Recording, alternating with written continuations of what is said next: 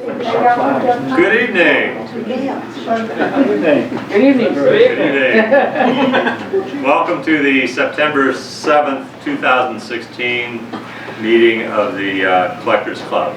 I hope everybody had a terrific summer, and welcome back to the first meeting of the 2016-2017 season. Next, I'd like to turn to the introduction of our guest speaker. Our guest this evening comes to us from Boston, Beantown, I think it's called. David Ball is a retired registered nurse who also retires this year as an Air Force Reserve Lieutenant Colonel, so he can concentrate on philately. He is a member of the Royal Philatelic Society of London, the American Philatelic Society, the American Society of Polar Philatelists, the Society of Israel Philatelists, and Space Unit. He is a director of the American Airmail Society and serves as a delegate to the FIP section on Astrophilately. David's topic tonight, lucky, if you see FIP section sheet, our section on Astrophilately. David's topic tonight is Astrophilately, Crossroad of Space and Postal History. Following the question and comment period, he will be available to inscribe copies of his books, American Astrophilately, the First 50 Years, that are on display here at the front table. It has received several international awards as well as a gold medal for literature from the American Philatelic Society. The curator of the National Postal Museum called it the finest work of its kind ever written. Ladies and gentlemen, it's my pleasure to present David Ball.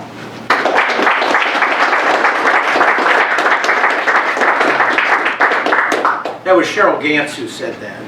And I said, I want it in writing, so she wrote it on a napkin for me. I have to tell you that I'm intimidated. I mean, I love coming here. I've never been here before. But I know most of your names. And you know, I've either seen you in the APS or read things that you've written. But when Steve invited me to come and do this talk, he said, don't worry, nobody knows anything about this subject, you're safe, you can say anything and it'll be fine.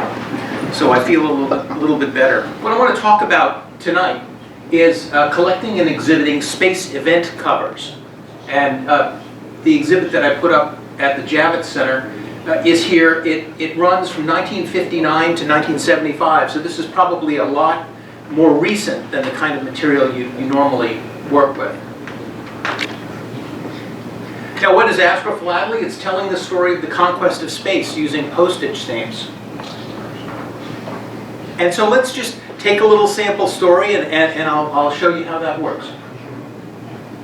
Let's say, for example, we wanted to tell the story of the space shuttle, of a plane that could fly from going Mach 25, orbiting the Earth at 17,500 miles an hour, and land on a runway. I mean, how is that possible? I mean, when meteors come through the atmosphere, they burn up and they're made out of rock. And yet something made out of aluminum with aluminum wings is going to land. But that's what we want to tell this story. So this story might start with a rocket-powered plane. So from 1959 to 1968, North America had the X-15 rocket plane. And so here, this envelope, it's canceled at Edwards Air Force Base. It used to be Muroc, where they tested these rocket planes, and it's autographed by Scott Crossfield, who was the first pilot. So if we wanted to tell this story, we talk about different parts of the development process. So one of the things they were thinking about when they wanted a plane that would land on a runway coming from outer space is, well, if the wings are going to burn up, why do we really need wings? How about if we had a lifting body? What if we could get lift out of the fuselage? So they have these bathtub kinds of airplanes, like the M2, F3. And then you might have, like, this one is a wind tunnel test on a 10% scale. And then you have to train the pilots as well. So here's Joe Engel, who flew the X-15, and Richard Truly, who ended up being the NASA administrator, are learning how to fly the space shuttle. And the way they do that is they take a dissimilar aircraft, the Grumman Gulfstream, and they kind of dirty it up so that it has very poor handling characteristics, and it drops like a rock, and that's what the space shuttle does. So here they are out at White Sands learning how to do that. Jeez.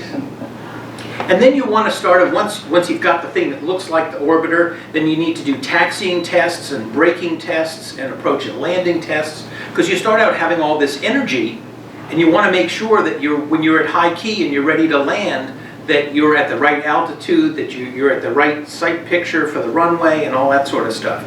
So here's the Enterprise, which looked like the space shuttle, but it never went into orbit, but they would put it on the back of a 747, and then they'd kind of release it, and they'd do these approach and landing tests. And so the guys that did that, Hayes, who was on Apollo 13, Fullerton, who was a mothership pilot, Engel and Truly did those tests. And then you get to the first flight. Now this kind of cover is something that we call a contractor cover, because there are a lot of components that are handled by subcontractors. In this case, it's the Radio Corporation of America. They're very proud of their participation, so they have a stamp club, and they go ahead and they make a cachet, and it'll say Kennedy Space Center, April 12, 1981, which was the day that the first orbiter went into outer space. And this is the first time that they reused a spacecraft for manned space flight. This is a couple months later. They reused Columbia, and now they sent it up with Engel and Truly. And so I'd call this a crew sign cover, because it's autographed by all the members of the crew. And now in this case, with the first 4 flights, those were experimental flights. You'd only have 2 pilots on board. But by the time later in the program, and they had 135 flights, there might be 7 or 8 people on board. And to have a crew sign cover, you'd have all of their autographs. And so to tell the story, it's not just about the launch, right? And before the shuttle program, the astronauts would land in the water. The capsule would come down by parachute. They'd land in the Atlantic or the Pacific, and Navy frogmen would jump out. And you'll see that on in the exhibit. But here, they would land out at Edwards Air Force Base. And the reason they did that was they had the dry lake beds, and it's kind of the perfect place to land. It doesn't really matter what direction you land in. It's all smooth. You're not going to hit a tree. And so to tell the landing story, you'd want a cover that's canceled on the day that they landed at the place that they landed. And at some point, after those first 4 flights, it was considered operational. So now they're starting to do science on board. They're going to Mir. They're going to the International Space Station. They're doing all kinds of interesting things besides just making sure that it'll fly. So this particular one is STS-51L, January 28, 1986, and this is the one where they had the first teacher in space. And so part of telling this story about it being reusable is, here's a ship, and its job is to pick up the solid rocket boosters. So these things would be lowered by parachute. The large external tank would burn up, but the solid rocket boosters on the side, they'd fall into the ocean, and frogmen would jump in there. They'd put in these plugs, and they'd pump air into it so the thing would float. And then they would drag it back and send it off to Utah, and they'd get it refurbished, and they'd fire it off again. Now, for astrophilatelists, and I'm going to hammer this home, it's important that the postmark be at the right place at the right time. Now, in this particular case, it's not canceled on a ship. This is canceled at the port. And that's because many of these small ships, they didn't have postal facilities. So in astrophilately, it's considered acceptable to have it postmarked at your first place, at your first port, or your first opportunity to get it canceled. So we give people a little bit of wiggle room in that. And so this is 51L again. And I like this cachet. It's the teacher in space program, and it was kind of tragic, actually. This woman, it was a teacher from New Hampshire, and she had all these lesson plans, and the kids were watching and stuff like that. And this is the one where the shuttle blew up. Yeah. So it's just taking off, and there's a problem with the O-rings being seated, and a hot gas comes out, and the thing blows up, and the astronauts are killed. So to tell that story, and not only does it have a nice cachet, but I like the stamp on it. You know, it has an education theme kind of stamp. But to tell this story, you can't just talk about the launch. So here's a very rare cover. This was carried in a submersible that was looking for wreckage to try to figure out what happened. And so that would also be, you know, part of telling that story. So, a sample story. There are two pieces to making something astrophilatelic. One is having the right date, and the other is having the right place. So, I want you to look at this cover. Now, this is a wonderful cover. This is something called a prime recovery ship. It's canceled on the USS Wasp on June 7, 1965, and that was the day, this was the second manned Gemini flight. And this is the one where James McDivitt, who was the commander, and Ed White, who was the first American to walk in space, came back. And you can see they've got their little capsule and they're coming down by parachute. And there are several things about this envelope that are nice. First of all, you'll notice that a lot of these envelopes are handbag service. They did not go through the post, through the mail. They don't have addresses on them. And in Astrophilately, that's considered acceptable. This one has a label on it. It was sent from the ship. It's a vintage autograph. Most of the current McDivitt autographs are signed in green. And the cachet is done by a guy named Morris Beck, who did a lot of naval covers. He served in World War II. And what he did for the space program is he would come up with different cachet for each one of these flights. And along the bottom, he'd put a Beck number. It put a B in it, say 338 or something like that. And that would correspond to a particular ship for a particular flight. He'd send maybe 500 of these out. He'd charge you a penny or two to run this through his printing press. And now this one doesn't have a B number on the bottom. And so we call this a crew cover. And what we mean by that is, as a favor, when he would send this box of 500 covers to the ship and they would cancel them, 25 of them wouldn't have a number. And those were for the crew as a thank you for having canceled these covers. So, well, there are 500 of these floating around, these Beck printed ones. There are only 25 that don't have the number. And they're actually even harder than that to find. So this is a particularly nice cover.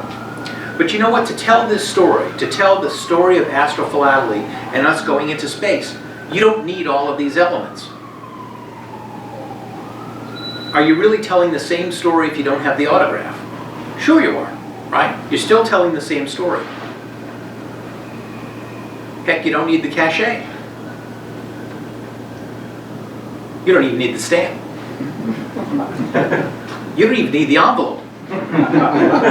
What I'm trying to say is that Astrophilately is all about the postmark. So if you were looking for the quintessential astrophilatelic piece, this is it. And it's not on an envelope, doesn't have a stamp, didn't go through the mail, but it tells a story about us going into space, and it does it through philately. What this is this is one of 3 test strikes that was done, and there's some question now. We thought it was by Buzz Aldrin, but it may have been by Neil Armstrong, when the first crew to land on the moon was coming back. Initially, they'd been asked by the post office to take a proof of the C-76 First Man on the Moon stamp on an envelope, and they wanted it canceled when the guys got to the moon. Well, Deke Slayton said to them, look, the guys are on the moon for about 90 minutes, and they got to plant the flag, they got to get some rocks, they got to take some pictures, they got to put out the, you know, all the science stuff. They're really not going to have time to be canceling covers on the moon. So on the way back, and you got 2 or 3 days on the way back, they made 3 test strikes, and then they canceled the cover and gave it to the post office. So this is one of the 3 test strikes. This is Buzz Aldrin's that was sold at auction for $87,000. Now, it's just a cancel on the back of a piece of a flight plan, but it tells a story about us going to the moon, and it tells it through a postmark. So, right date and right place. Now, there are some other things when people start collecting stuff with like rockets on it. That's not necessarily Astrophilately, and I didn't really understand that until I went to Washington 2006. And I'm sitting in a lecture with a woman named Patrice Bachmann, who lives in Switzerland. And she was talking about stratospheric balloon mail. And in that moment, the heavens opened up and there was a thunderbolt and a light went over my head, and I started sketching out this book. And now I understand what astrophilately is, and that's why I want to show you some of these things that really aren't astrophilately. And one example is first day covers. So you look at the one on the left, and it's for the Viking mission to Mars. And it's a pretty stamp, and it's a pretty cachet. And so the question is, what happened at Hampton, Virginia on July 20th, 1978 in space history? And the answer is nothing. It was the day that a stamp came out. So first day covers generally do not represent astrophilately. Now there are a couple of exceptions. There are two exceptions in the United States. One is the cover on the right. There was something called Operation Hush Hush. And what the post office did was they wanted to commemorate the first American to orbit the Earth, which was John Glenn in 1962. But they were concerned that there might be a problem with the flight, and they didn't want to put out a stamp if all of a sudden the guy was lost at sea or the mission didn't go off. So they sent the stamps out to 305 post offices and said, I'm not going to tell you what this is, and I don't want you to open it until you get a signal from us. And at 3:30 in the afternoon, they hoist the guy out, put him on the aircraft carrier, they send out the word, and they say, okay, open it up. And they open it up, and it's this beautiful 4-cent stamp. Now, it's a first day cover, and it says Cape Canaveral on it, but that's where he left from, and it was on that day. So even though that's a first day cover, it's considered good. And the same is true about the Apollo Soyuz test project in 1975. They issued that on the day of the mission. So that's considered acceptable as well. Now there's some others. I'm looking at this one on the left. There was an Apollo fire in 1967. This was the first crew, and they were having a plugs out test a couple of weeks before the flight, and there was a fire and they couldn't get out, and the 3 men were killed. And because the fire happened at 6:30 at night and the post offices are generally closed and nobody anticipated the event, finding those postmarks are difficult. So here's one, January 27th, 1967. It's the right date, but it's postmarked at Port Washington, New York. And the question is, what happened in aviation history in Port Washington? The answer is nothing. The stamp dealer happened to live in Port Washington. He went down there, he got it canceled. So if you just have the right date or you just have the right location, it's not FIP correct. It's not something that you can exhibit. Same is true for the one on the right. Again, the Apollo tragedy. This one says January 27th. It's at the Kennedy Space Center, which is good, but it's 20 years later. Now, you can imagine if we were trying to do an exhibit and you could use anniversary covers, you could just say it's the 38th anniversary and just do that. So, I mean, in order to have some challenge, you have to find the right date and the right place. Now, just a little bit about postmarks. I give this talk to people that are not quite as advanced, so you have to bear with me. This is a hand cancel. You can generally see they're generally larger than machine cancels. We also find that the forgeries are almost exclusively done with the hand cancels. And then a little bit about precursors. I mean, I start my exhibit with Mercury and monkeys and robots and qualification tests, and then the first of the Mercury astronauts. But there are some other things that predate our rockets into space. And an example of that is stratospheric balloon mail. This is an envelope from the Valley Forge? Antietam. And this commemorates the Navy. And they're in full pressure suits, and they're going up. They've got the pilot is sitting there on your left, and on the right is a astronomer. And they'll go up to 70, 80, 90,000 feet and do all kinds of cosmic ray experiments and telescopic stuff. And in addition to their work being extremely advanced, I thought it was kind of interesting that the way that they cool off when they get too hot is they've got Venetian blinds. You can see them in front of them. So when the sun gets to be too much, they just put the blinds down. Also, the vengeance weapons of World War II, the German V2 rocket, Peenemünde, and that also starts to tell the story. It's interesting that the performance characteristics of the V2, the thrust, and a lot of the parameters about the V2 are almost identical to the X-15. The only difference is the X-15 is maneuverable, and the V2. I mean, it had a guidance system, but once it was going, it got there in a hurry. And there's also missile mail. Here's an example where the post office thought, well, this is the future of delivering mail. And they wrote a glowing report after this first one. This is a Regulus II missile, and they put the package in the Regulus II. They fired off of a submarine, and it comes into Mayport, screaming down the runway, and they foam the runway, and this thing lands, and they unscrew it and pull out the mail. And they write a report, and they say, you know what, this is the future of mail. We're going to be sending missiles into cities all over the place. I do not. Fortunately, didn't turn out that way. Some of the collectors, some astrophilatelists, would send requests to these pilots and say, hey, how about it? Would you carry an envelope with me when you're in your rocket plane?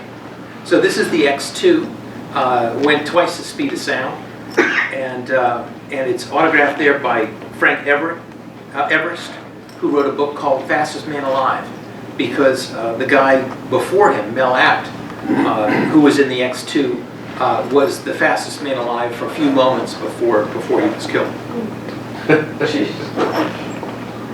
Some of the things about Astrophilately, this is something called a VIP postcard. And if you went to the Kennedy Space Center for one of the launches, they would give you up to 5 of these, and you could put a stamp on it and address it to someone and say, wish you were here. And so this one is the dress rehearsal for the first landing on the moon. Now, in addition to launch and recovery covers, there were also tracking ships, and they're tracking stations. So this is a tracking station in Australia, and this is commemorating the last of the Apollo. And if you think about it, in order to download telemetry, to send up signals to the astronauts to be able to communicate, that all had to be line of sight. So if you're on the other side of the planet and you're trying to get data or you're trying to send a signal, you've got the Earth blocking you. So they would have to put these either ships in the ocean, or they would have these stations, and that would enable you to be in constant contact. This is interesting. There was a guy named Al Bishop who was a contractor, and he was friends with the astronauts, with the Apollo astronauts. And what he did was he made up some envelopes, and you can see underneath the emblem on the left there are Air Force wings, and on the right there's the astronaut symbol. And he made up these special envelopes and gave them to the astronauts. And what the astronauts did was they would sign their names on it, and they would give them to their families. And if something were to happen to them, these would be very collectible, and the wives could pay off the house or send the kids to college. So they called these insurance covers. And each of the astronauts would have maybe 500 of these. So each one would have a shoe box. He'd sign his, pass it to the next guy. And what would happen is they might be at the Cape for maybe a week right before they left. So that would be a time for them to go ahead and sign them. And then they would get somebody to take it over to the post office and be canceled on the day of the launch. This is called a captain's cover. On the prime recovery ship, and there might be 30 different ships, because they didn't exactly know where these things are going to come down. But there'd be one that's a prime recovery ship, one that's a designated one that has a winch and a crew that's been trained to do this stuff. It's generally an aircraft carrier, somebody who has some helicopters that they can send out with frogmen. And so in this case, this is from John Glenn, and he was picked up by the Randolph. And so what the captains would do is they were proud of their participation, being selected to be the primary coverage ship. And they would have the print shop on board the ship create a little cachet. And this would only be given to VIPs, or you give maybe 2 to each crew member. And so these are very collectible.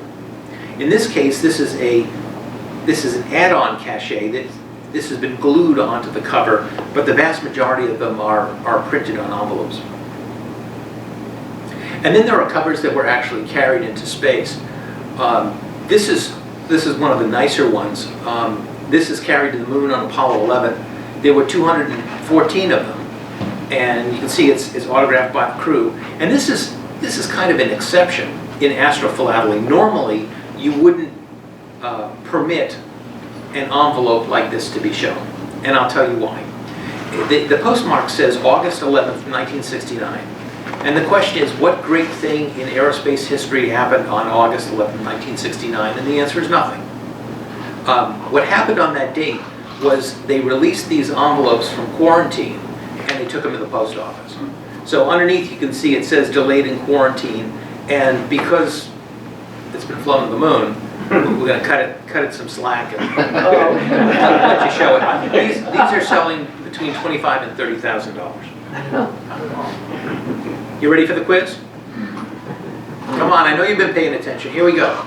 All right, so here's the first one. So it has a nice cachet. It has like a space stamp and stuff.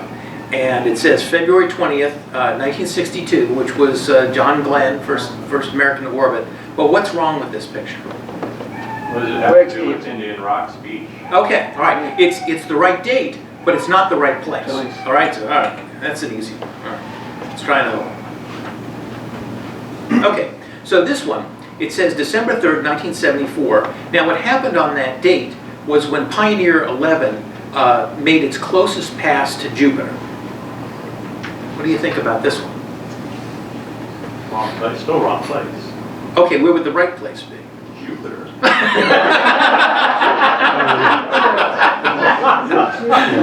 got to be a prize for you somewhere. What do you think? Houston, where was Skyline Launch? Okay. Well, now Houston is where the manned space flight center is, but this is unmanned. So where would that be? Yeah, it'd be JPL. So if this said Pasadena on it, that would be right, because that's where the Jet Propulsion Laboratory is. That's where they do the unmanned stuff. So Kennedy Space Center is where things launch, but it's only for the couple of seconds it takes for it to clear the gantry. Once it's past the tower, it's Houston or it's JPL, but it's not the Kennedy Space Center. Now this one's a little bit tough. This is autographed by Frank Borman, who was the commander of Apollo 8. They went around the moon on Christmas Eve reading from the Bible. Now this says December 21st, 1968, which was the day that they left for the moon. And this one's kind of a little bit splitting hairs. And I'll simply tell you that what we don't like about it is that it says Cape Canaveral. Now Cape Canaveral is actually an Air Force station, and it launched the Mercury and the Gemini and one or two of the Apollos, Apollo 1 and Apollo 7.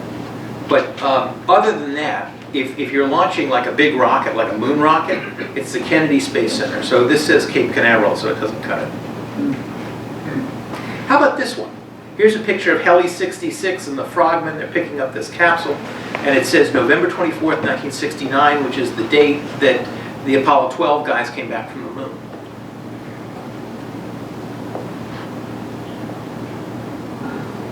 So again, it says Cape Canaveral. Yeah, they're just being sloppy. This should be canceled on the Hornet, the USS Hornet, which is the primary recovery ship where the Heli 66 came from. Okay, it's going to start getting tougher. All right, this one is a joint U.S.-German rocket flight, July 14th, 1966, out of Wallops Island in Virginia. And I'll tell you that rocket flight did go from Wallops Island, and it was on that date. But when you look at this, what's wrong with this picture? The stand? No. What do you think about the rocket? Should be tilted to the left. Yeah. It's the wrong rocket. It is the wrong rocket. Can you imagine something as big as that taking off out of the marshlands of Is it a Virginia? Saturn V or a Saturn 1B? It's a 1B, but that is an enormous rocket. I mean, what they send out of Virginia are these little sounding rockets. I mean, you wouldn't have this behemoth taking off. But, David, I thought you said all we cared about was the cancel. Yeah, except in the quiz, All right, so now this is something that you'd never see in an astrophotometric exhibit. It's dated, it's at the Kennedy Space Center, and this was the day that Alan Shepard died. And I started picking up envelopes that I'm like, really? This is how much you know about space history? And what I want you to do is just look at the cachet. Now I'll tell you that the rocket there is Alan Shepard's rocket, but what's wrong with this picture? You're going to go. It's Yuri Gagarin, you know? It's not Alan Shepard. I think Alan Shepard would be pretty miffed. Because, you know, they were doing the space race and stuff, and really, they can't put the American astronaut in there? All right? So here's one, and yeah, this is the day before Christmas, and it says Cape Canaveral, I know that, but I just want you to look at the picture, and it's not really the size of the craters, although it looks like somebody needs a clearasil. What do you think about the spaceship? Anything about the spaceship you don't like? Separations. Yeah, the capsule is separated from the service module, Yeah. which could be a really big problem because you need the service module to go back home. The capsule is only for you know, re-entry. So, you know, I see this and I'm like, you intentionally drew the capsule not connected to the service module? Why did you do that? Anyhow, so let me talk a few minutes about autographs. You guys doing okay? Yeah. No one's snoring yet. That's a good sign. All right, so the first is there are autographs that are vintage. So in this case, I bought an envelope, and it's at Port Canaveral, May 5th, 1961, which is the day that Alan Shepard went into space. It went through the mail. It has a vintage autograph of John H. Glenn Jr. And by the time they'd been signing for decades, it was down to John Glenn, or just, you know, just a J.G. or something like that. And Virgil I. Grissom on the bottom. He started signing Gus Grissom. But the one that it didn't have was Alan Shepard. And Life magazine put out an issue, and they had a picture of the first 3 astronauts. They wouldn't tell you which one was going to go first, but they called them the gold team. They said, one of these 3 guys is going to be it, and it's either going to be Grissom, it's going to be Glenn, or it's going to be Shepard. So I sent this off to Alan Shepard, and he autographed it. So the Alan Shepard is maybe 20 years ago, and the other ones were vintage from 1961. This is an interesting cover. A corner card from McDonnell Douglas, which... We lost it. We just lost the screen there. Oh, okay, we're back. Okay, I'm going to stay away from that.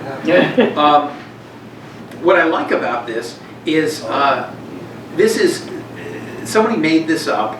Numeroff, who was a stamp designer, did a lot of airbrush work.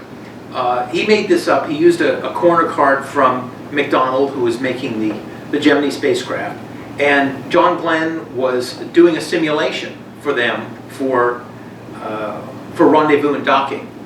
And this is interesting because this is maybe 6 months before he left the space program. You know, he ended up becoming a senator from Ohio, and then in 1980 he ran for president.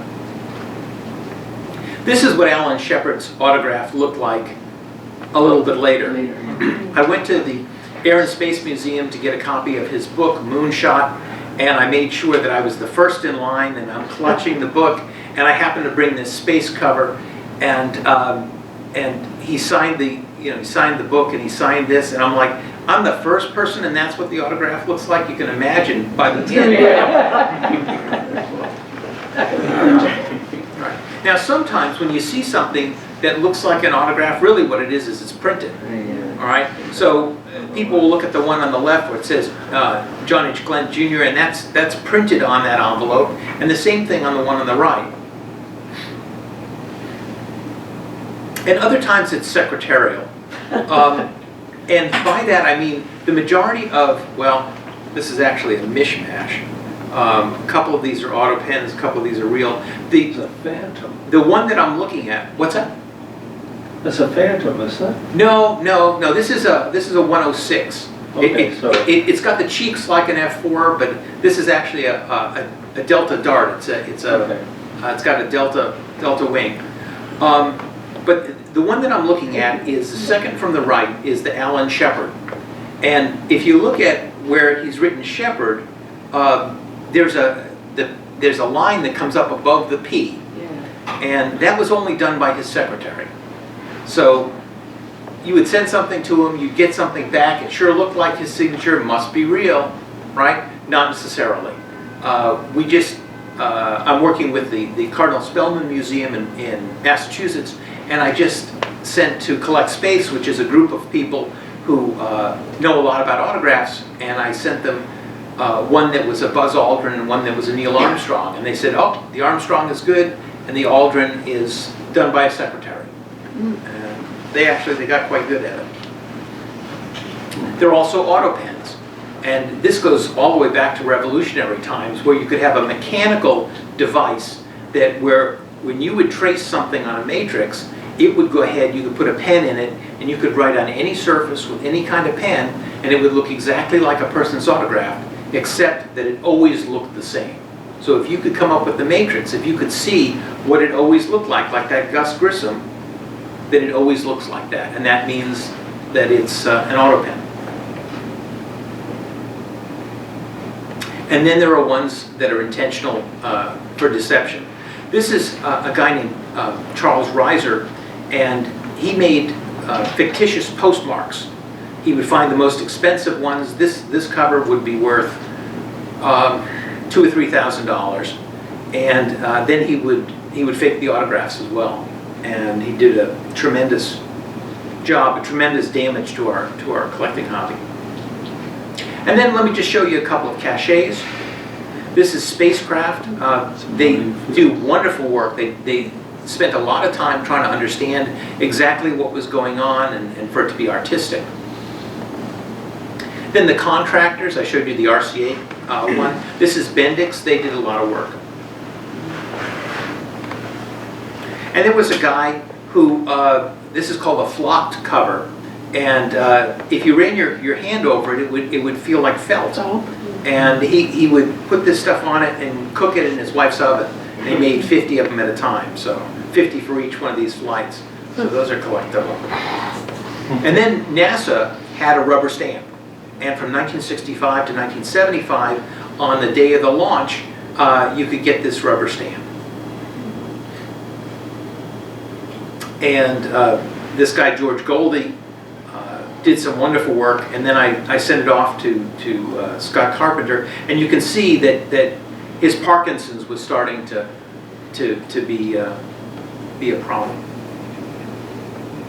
And then these flip covers were early work going back into the late 50s.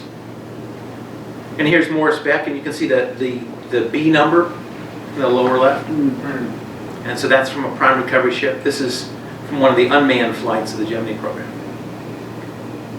And here's Numeroff, and he would do these airbrushed, just wonderful stuff. And you'll see this one is sitting up there in the Mercury section. And the post office got involved. They decided, well, we got a space shuttle. You can put something the size of a school bus in the back of it. So we'll just take up a bunch of covers. And they were going to take up 500,000 covers. They ended up taking up, I think, 261,000 covers. And you can still get them on eBay for about $15. And it's a wonderful way if you wanted to have something that's been flown in space.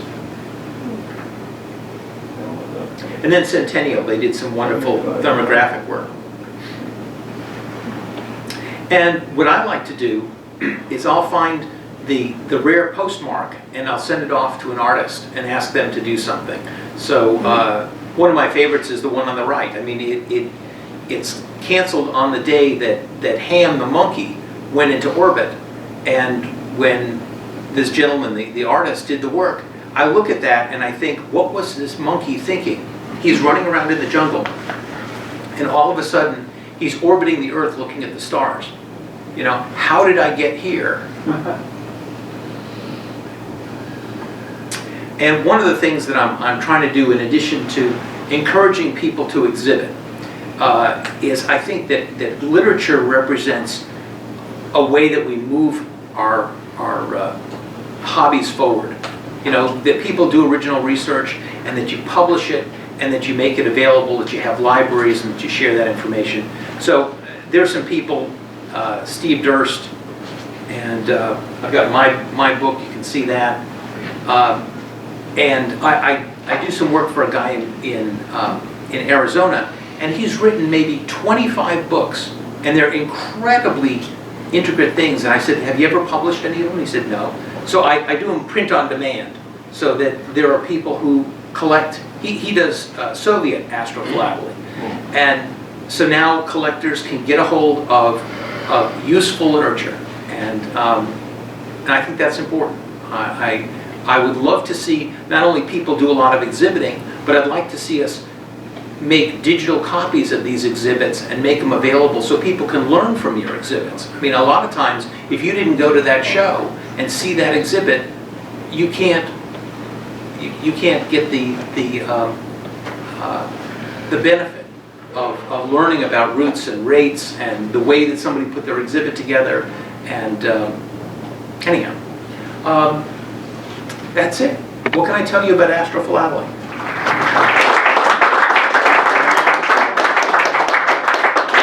Thank you, David. Are there questions for David? Right. David, when more and more independent individuals, instead of the government, flying into space, what's the next step for Astrophilately? Will that encompass that particular group, or will it be focused or split into 2 or 3 different portions? Oh, well, it fragments in all different kinds of directions. I mean, I've only talked about American Astrophilately, but the Indians are doing remarkable work. The Chinese have technonauts. You know, they've been in orbit. They're flying to the moon. You know, they're going to send a lander to the moon. The Russians continue to work on the International Space Station.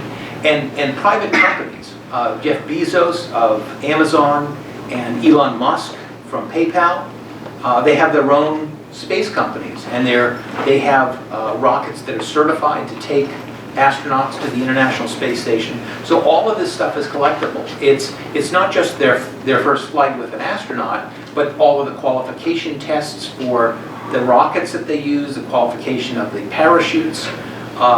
There are so many different directions. Another interesting example is Spaceship One. This is Burt Rutan. He's an aircraft designer.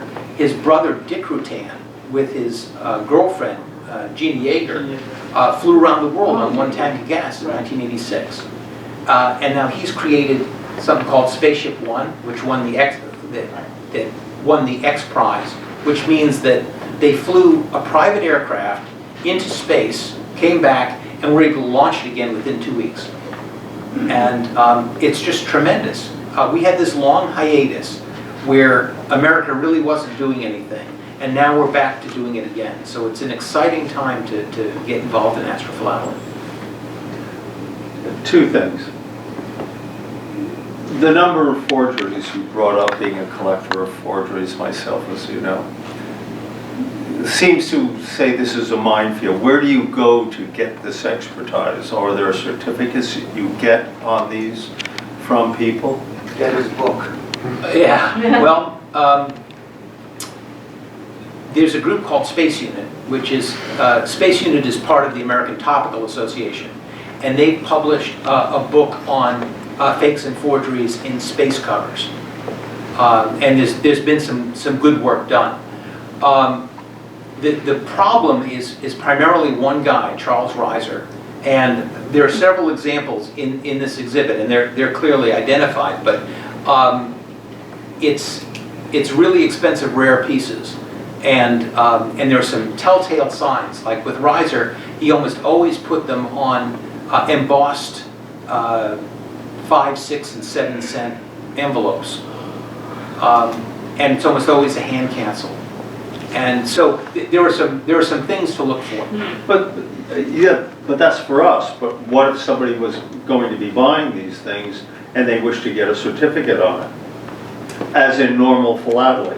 Yeah, in real philately, yeah. You have a problem. Well, I have several problems.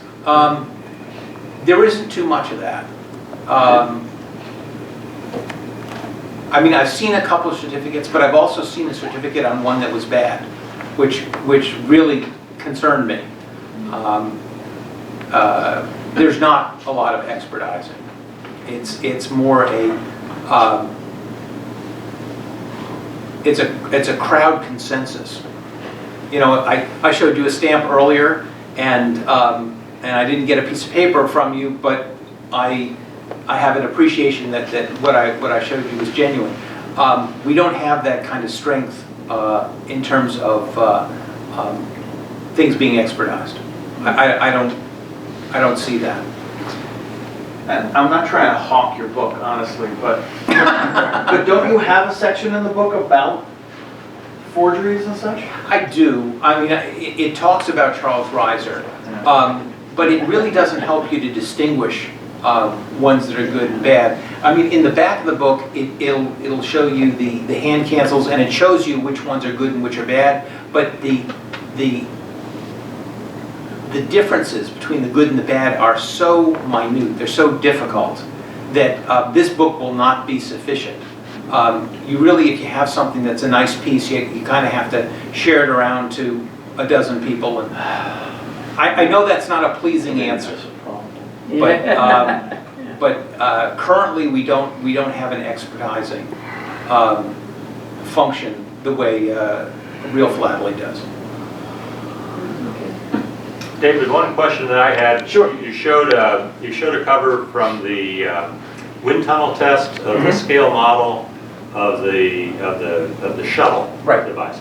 How was it that people were thinking the moment that they do the wind tunnel test is the moment to go down to the post office and crank out some covers? You know, it's remarkable. I was looking at that and I was thinking, well, it's such a sort of obscure. Rock is not yeah. seems like a little obscure event. It's way obscure, and that's the tip of the iceberg. I mean, there are people that will collect all of the main engine qualification tests, of which there are hundreds. It's like, how could you exhibit that? I mean, people would fall asleep. Let me just give you an indication.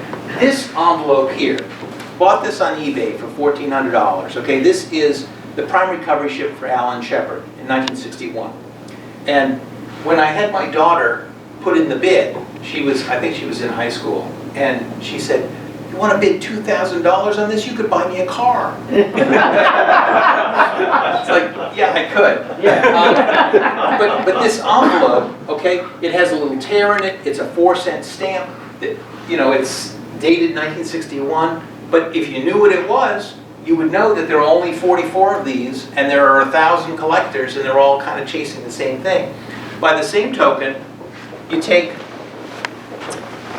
this one here.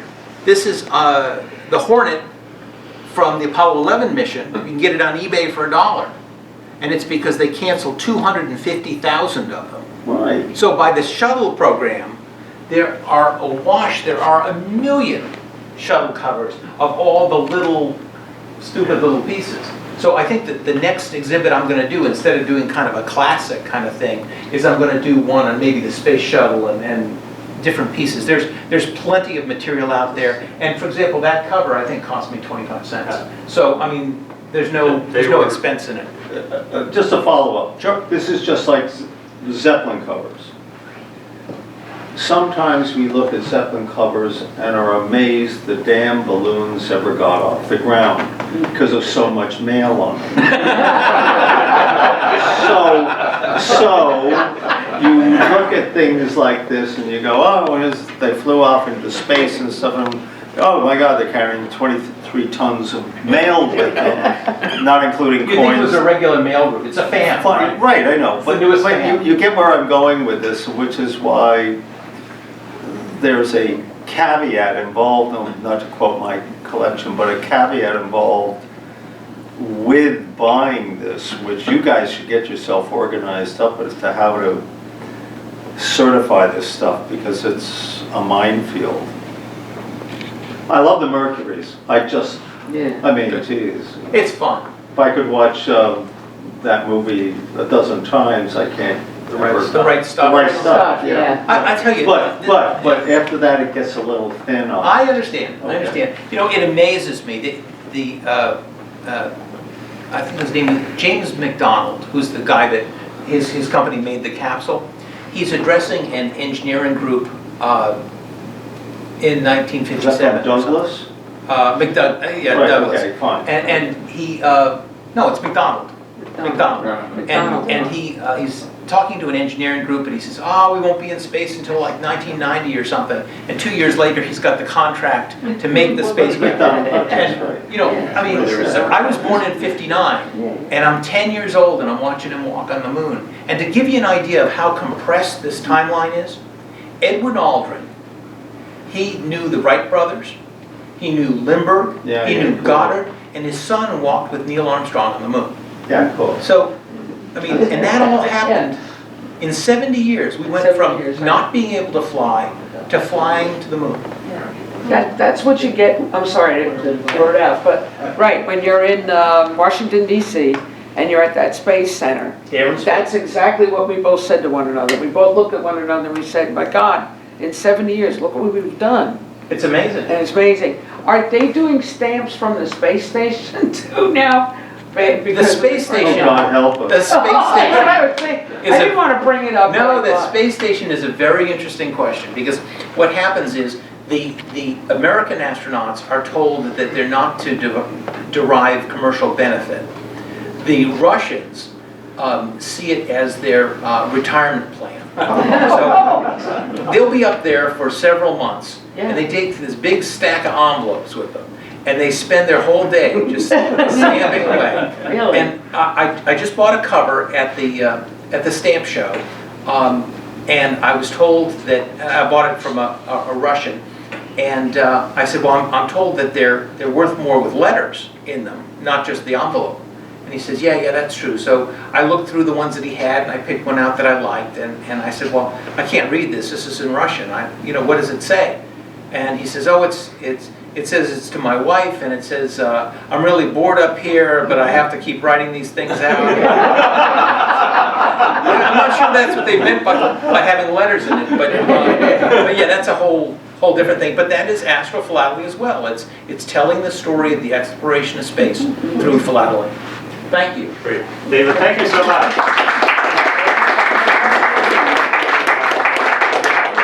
I'd like to present you with the Collectors Club Medal in recognition of your talk. So we really appreciate the talk tonight, and thank you again. Thank you.